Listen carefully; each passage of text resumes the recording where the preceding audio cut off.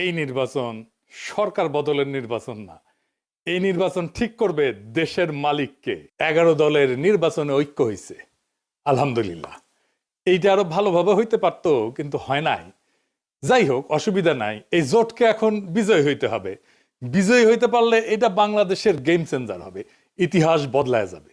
বাংলাদেশের রাজনীতি বদল হয়ে যাবে চিরজীবনের জন্য। বাংলাদেশের মানুষ সত্যিকারের আজাদি পাবে। 11 দলের নির্বাচনে ঐক্য জিতে যাবে। হ্যাঁ, জিতে যাবে। এইটা কওয়া যেতে পারে পিস অফ কেক। আপোষে ঘটতে পারে যদি তারা রাইট স্ট্র্যাটেজি নিয়ে মাঠে থাকতে পারে। আর মাত্র 3টা সপ্তাহ।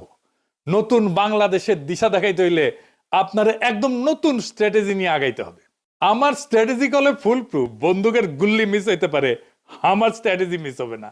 কিন্তু মুশকিলটা হইতেছে, আমি যেহেতু এই জোটের কেউ না, আমি তো হরিদাস পাল, তাই আমার এই ইউটিউব বানাই কইতে হইতেছে যে কেমনে এই স্ট্র্যাটেজিটা ইমপ্লিমেন্ট করবে। তাদের একটা মুশকিল আছে, এটা তো যায় না যাবে প্রতিপক্ষ।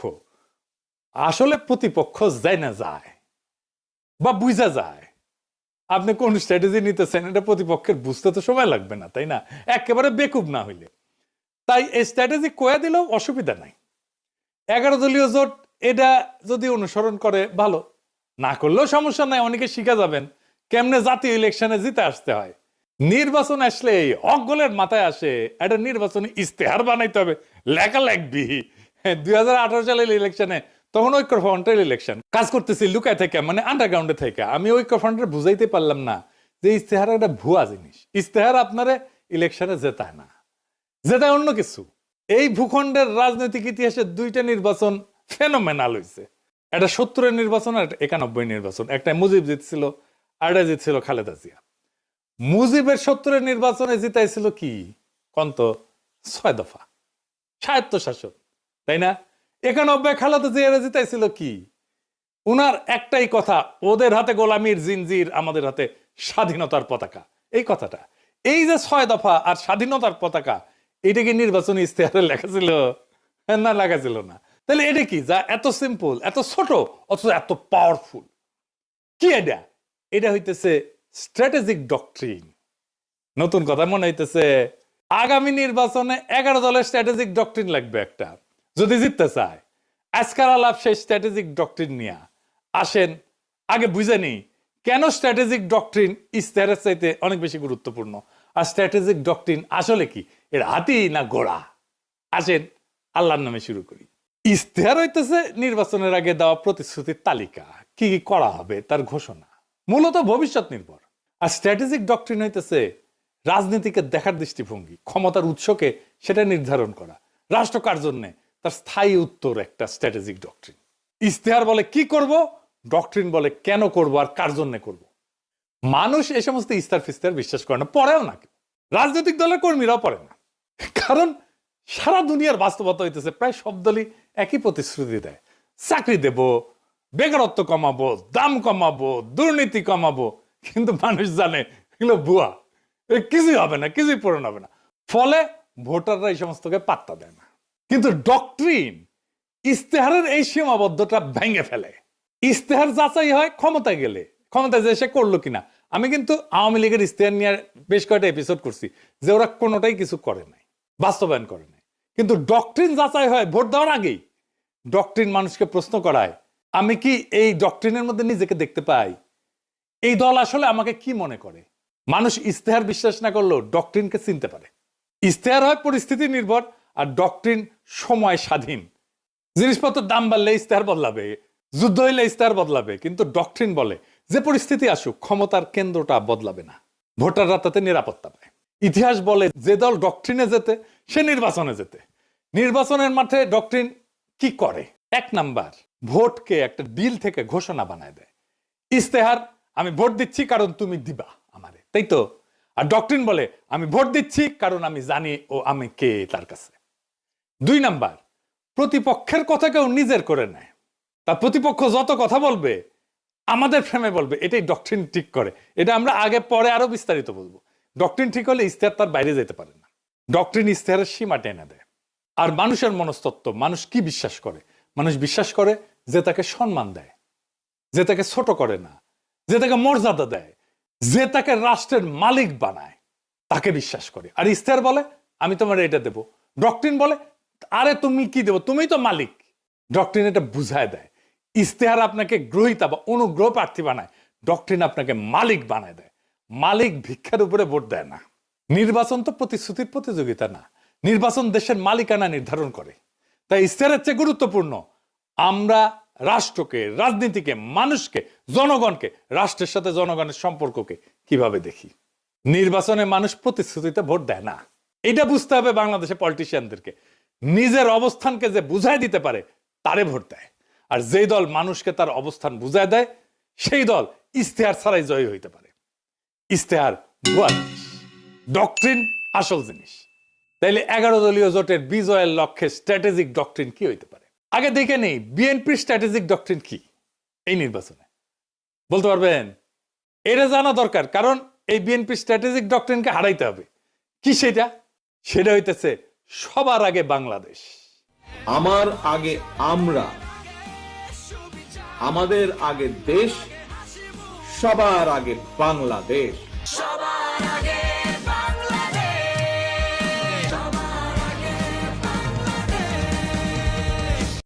দেখেছেন উনারা সচেতন ভাবে করছেন কিনা এটা উনারাই বলতে পারবেন।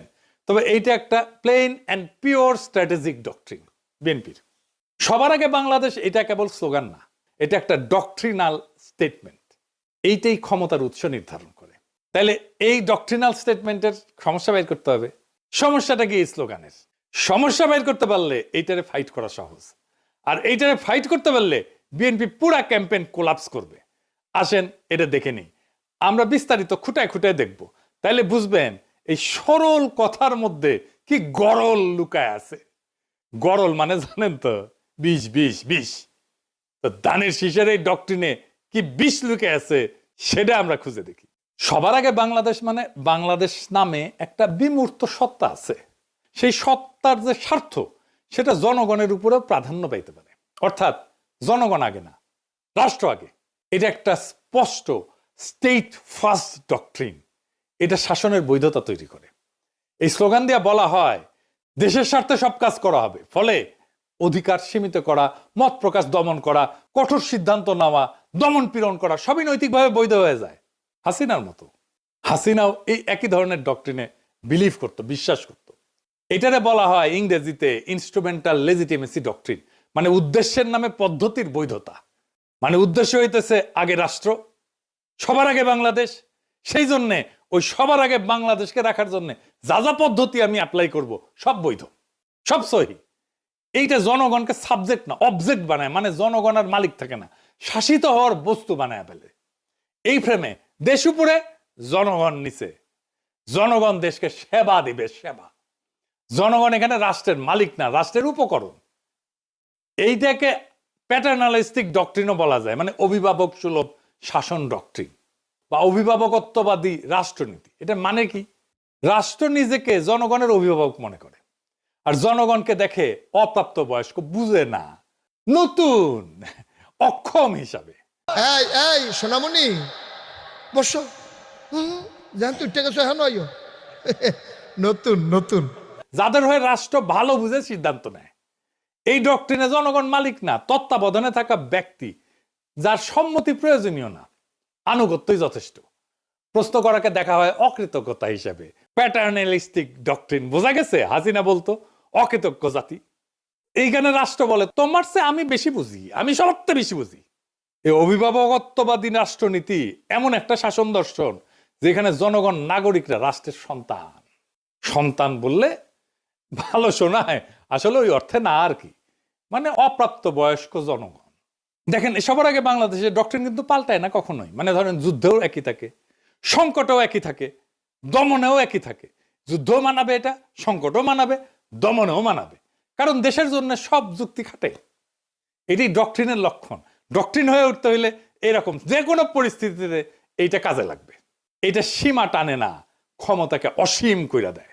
এই স্লোগানে কোথাও বলা নাই কি করা যাবে না, জনগণ কখন না বলবে, ক্ষমতার সীমা কোথায় বলা নাই। ক্ষমতা নিজেই তার সীমা ঠিক করে। এটা আনচেকড সোভার্নিটি ডক্ট্রিন, সীমাহীন সার্বভৌমত্বের ডক্ট্রিন। এইটা নিয়ন্ত্রণহীন সার্বভৌমত্ববাদী রাষ্ট্রনীতি। রাষ্ট্র নিজেই নিজেকে চূড়ান্ত ক্ষমতার উৎস মনে করে, যার উপরে জনগণের সম্মতি, জনগণের জবাবদিহিতা চাওয়ার অধিকার, এমনকি জনগণের এটা সীমা ঠিক করে দেওয়া, এটা কাজ করে না। এই ডক্ট্রিনে ক্ষমতার উপরে কোনো কার্যকর নিয়ন্ত্রণ থাকে না। রাষ্ট্রের স্বার্থ সব প্রশ্নের ঊর্ধ্বে। নাগরিক অধিকার এখানে শর্ত সাপেক্ষ হয়ে যায়। রাষ্ট্র বলে আমি সিদ্ধান্ত নেব, সীমা আমি ঠিক করব, তুমি কোন তেজপাতা, তুমি কোন। তার মানে সবার আগে বাংলাদেশ কোনো আবেগী স্লোগান না, এটা এমন একটা স্ট্র্যাটেজিক ডক্ট্রিন যা রাষ্ট্রকে জনগণের উপরে স্থাপন করে এবং ক্ষমতাকে সীমাহীন বৈধতা দেয়। তাইলে এই সবার আগে বাংলাদেশ এই স্লোগানের স্ট্র্যাটেজিক ডক্ট্রিনকে হারাইবেন কেমনে? এই প্রথম কৌশল হইতেছে এটাকে আক্রমণ করা যাবে না।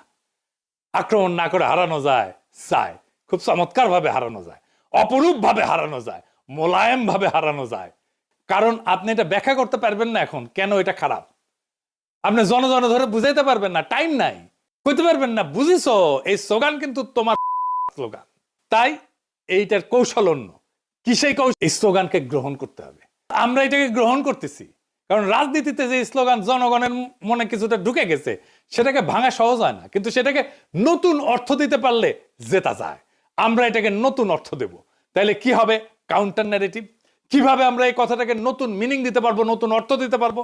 তাহলে আমাদের এমন একটা স্লোগান আবিষ্কার করতে হবে যেই স্লোগানের মানে এই বিএনপির স্লোগান সবার আগে বাংলাদেশের স্লোগানের অনিবার্য পরিণতি বলে মনে হয়, ডেস্টিনি বলে মনে হয়। কি হইতে পারে সেটা? সবার আগে বাংলাদেশের কাউন্টার ন্যারেটিভ হবে আমরাই বাংলাদেশ। ওরা বলবে সবার আগে বাংলাদেশ, আমরা বলবো সেটাই তো আমরাই বাংলাদেশ। এখানে কোনো ঝগড়া নাই, এখানে কোনো কনফ্রন্টেশন নাই, এখানে কোনো কন্ট্রাডিকশন নাই, এখানে আছে কমপ্লিশন, সম্পূর্ণতা। বিএনপি বলছে কি আগে, আমরা বলছি ওইটা আসলে কি, কেন আমরাই বাংলাদেশ। বিএনপির সবার আগে বাংলাদেশ স্লোগানকে আমরাই বাংলাদেশ স্লোগান সুপারসিড করে দেবে। এখানেই মূল খেলা। আমি এখানে কয়েকটা দিক ব্যাখ্যা করব কেনে কিভাবে এটাকে সুপারসিড করে দেবে। আসেন সেটা বুঝে দেখি, খুব মজা লাগবে। প্রথমে দার্শনিক ব্যাখ্যা, মানে পলিটিক্যাল ফিলোসফির ব্যাখ্যা। বাংলাদেশ জমি না, পতাকা না, সংবিধানের কাগজ না, বাংলাদেশ হলো মানুষের সমষ্টিগত রাজনৈতিক অস্তিত্ব। এখান থেকে আসে জনগণের সার্বভৌমত্ব। মানুষ মানে রাষ্ট্রের মালিক। তাই আমরাই বাংলাদেশ কোনো আবেগিক কথা না, এটা সার্বভৌমত্বের ঘোষণা। বিএনপি দেশকে একটা বাইরের বস্তু হিসেবে দেখে, আমরা দেশকে নিজেদের পরিচয় হিসেবে দেখি। 2 নাম্বার রাষ্ট্রনৈতিক ব্যাখ্যা বা স্টেট লজিক।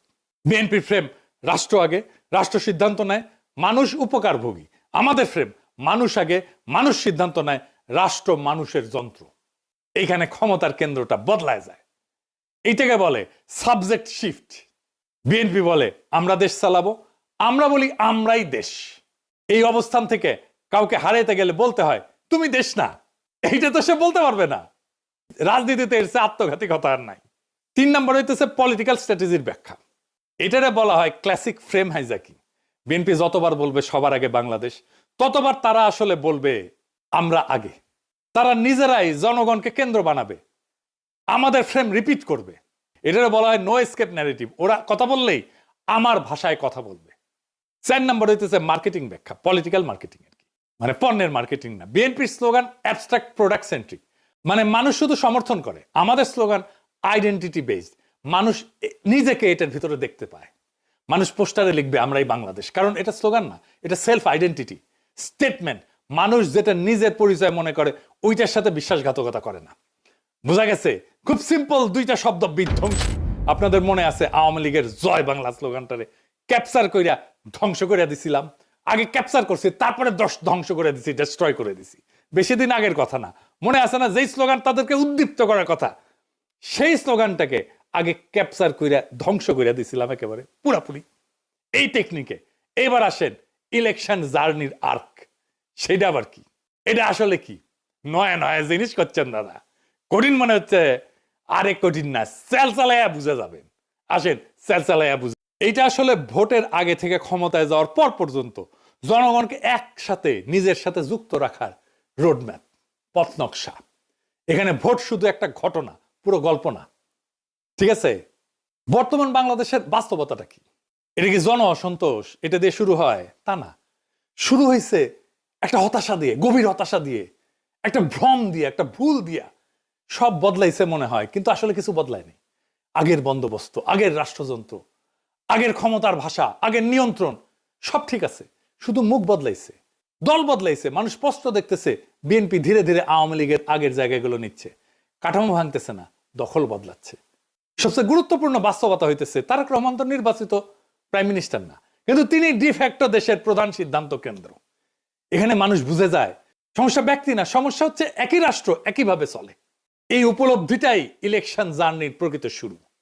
নির্বাচন শেষ না, নির্বাচন দিয়ে নাগরিক তার মালিকানা দখল করবে। এখানে ইলেকশন জার্নির আর্ক পূর্ণতা পায়। স্লোগান থেকে যাত্রা, এর প্রথম ফেজে কি হবে? পরিচয়কে জাগরিত করা। আমরাই বাংলাদেশ, এটা আমাদের পরিস্থিতিকে জাগ্রত করবে। এই পর্যায়ে প্রতিশ্রুতি কম, দর্শন বেশি। এর লক্ষ্য কি? মানুষ ভোটার না, মানুষকে বলা আপনি একটা পলিটিক্যাল এন্টিটি, রাজনৈতিক সত্তা। 2 নাম্বার ফেজে কি? নৈতিক প্রশ্ন, মরাল কোশ্চেনিং। এখানে প্রশ্ন উঠবে, আমরাই যদি বাংলাদেশ হই তাহলে এত অন্যায় কেন, এত অবিচার কেন, এত বেইনসাফি কেন? এখান থেকে আসবে ইনসাফের প্রশ্ন। ইনসাফ মানে ভিক্ষা না, দয়া না, অধিকার ফেরত নেওয়া। মানুষ তখন বোঝে অন্যায়টা তো তাহলে আমার বিরুদ্ধে, বেইনসাফি তো আমার বিরুদ্ধে। আমরাই যদি বাংলাদেশ হই আর এই বাংলাদেশে যদি বেইনসাফি থাকে তাহলে এই বেইনসাফি আমার বিরুদ্ধে, কারণ আমি তো বাংলাদেশ। 3 নাম্বার ফেজ, ইনসাফের কাফেলা। এটা একটা কালেকটিভ জাস্টিসের ফেজ, সম্মিলিত ন্যায়ের যাত্রা। মানুষ বোঝে আমি একা না, আমার অভিজ্ঞতা সবারই। এখানেই জন্ম নেয় কাফেলার ধারণা। কাফেলা মানে পার্টি না, কাফেলা মানে পোস্টার না, এটা একটা নৈতিক যাত্রা। আমার ভোটটা তো দেওয়া হবে তাকেই যে আইন বানাবে, যাকে আমি সংসদে পাঠাচ্ছি। এটা একটা যাত্রা, যে আইন সমাজে ইনসাফ কায়েম করবে। এই ভোট শুধু ব্যালটের ভোট না, এটা ইনসাফ কায়েমের কাফেলা। 4 নাম্বার ফেজ, আজাদির দোরগোড়ায় পৌঁছানো। শেষ পর্যায়ে প্রশ্ন বদলায়। কে ক্ষমতায় যাবে এটা প্রশ্ন না, বরং আমরা কিভাবে শাসিত হব সেইটা প্রশ্ন হয়ে দাঁড়ায়। আজাদি মানে নিজের জীবনের উপরে নিজের কর্তৃত্ব। এখানে নির্বাচন ক্ষমতার উৎস না, এই নির্বাচন হইতেছে আজাদির দরজায় পৌঁছানোর মাধ্যম। ইনসাফের কাফেলা দিয়ে আজাদির দরজায় পৌঁছানোর মাধ্যম হইতেছে নির্বাচন। তাইলে কেন এই যে সিম্পল মেসেজ আমরাই বাংলাদেশ, এটা কেন আমাদের জিতাই দেবে? 5টা সিম্পল কারণে জিতাই দেবে। 1 নাম্বার, এটা ঝগড়ার রাজনীতি না। 2 নাম্বার, এটা পরিচয়ের রাজনীতি। 3 নাম্বার, এটা মানুষকে ছোট করে না। 4 নাম্বার, এটা মানুষকে রাষ্ট্র বানায়, মালিক বানায়। 5 নাম্বার, এটা প্রতিপক্ষের মুখে আমাদের ভাষা ঢুকায় দেয়। মানুষ যখন বলে আমরাই বাংলাদেশ, সে আর শুধু ভোটার থাকে না, সে হয়ে যায় মালিক। আর মালিক কখনো ভুল জায়গায় দাঁড়ায় না। এই নির্বাচন সরকার বদলের না, এই নির্বাচন ঠিক করবে দেশের মালিককে। ওরা বলে সবার আগে বাংলাদেশ, আমরা বলি আমরাই বাংলাদেশ। যেদিন মানুষ এটা বুঝে যাবে, সেদিন আর কাউকে জিততে হবে না। নির্বাচন নিজেই নিজের ফল ঘোষণা করবে। সেই দিনের অপেক্ষায় আমরা থাকবো 12ই ফেব্রুয়ারিতে। ইনকিলাব জিন্দাবাদ। আমরা কি চাই? আপনি কি চান? আমি কি চাই? বাংলা কি চাই? মাটির কি চাই? শহীদ কি চাই? আমরা কি চাই? বাংলা কি চাই? 24 কি চাই? জুলাই কি চাই? আমরা কি চাই? ইনকিলাব কি চাই? বিপ্লব কি চাই? জনতা কি চাই? মাটি কি চাই? বাংলা কি চাই?